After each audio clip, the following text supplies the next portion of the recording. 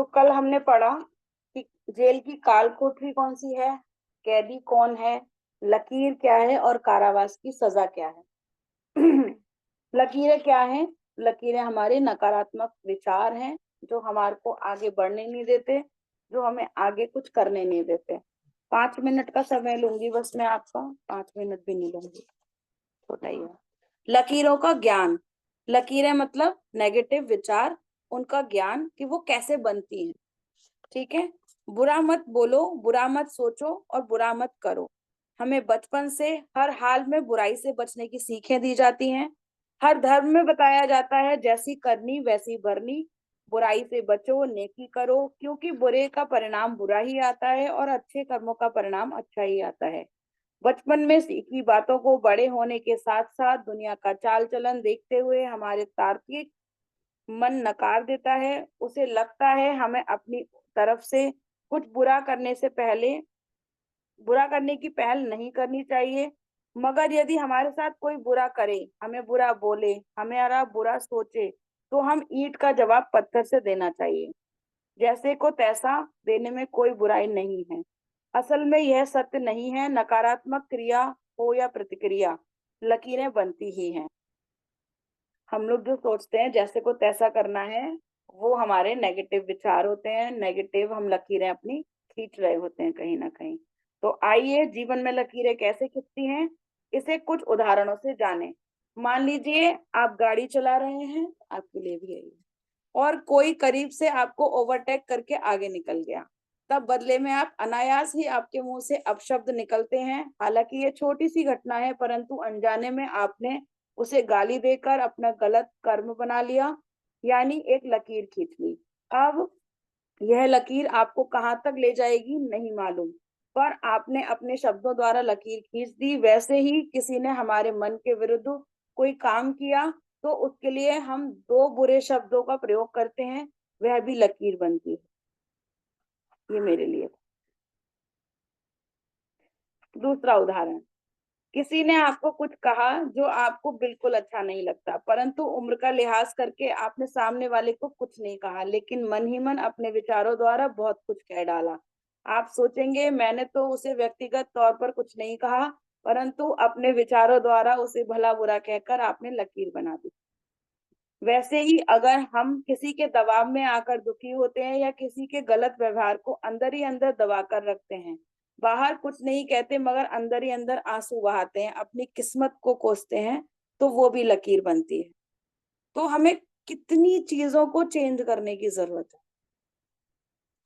किसी चीज को देखकर मन में नफरत या क्रोध जागा, या जिस किसी इंसान के साथ पहले मन मुटाव हो चुका है उसका विचार आते ही, या उसे अपने सामने देखकर नकारात्मक भावना जागृत होती है, तो समझे कि आपने भाव के स्तर पर भी सूक्ष्म लकीरें बनाई हैं।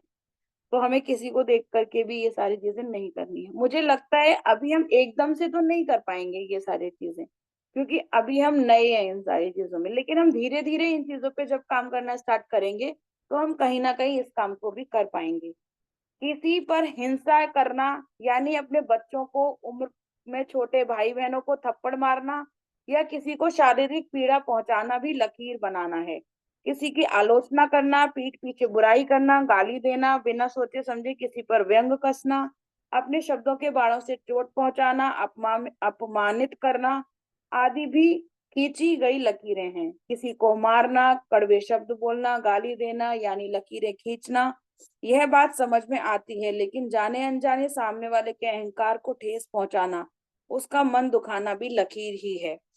इसी तरह किसी को बददुआ देना, बदनियती से कड़वे शब्द कहना या सोचना भी सामने वाले के अंतर्मन तक के भाव पहुंचते हैं, जो उसके अंदर पीड़ा का निर्माण करते हैं।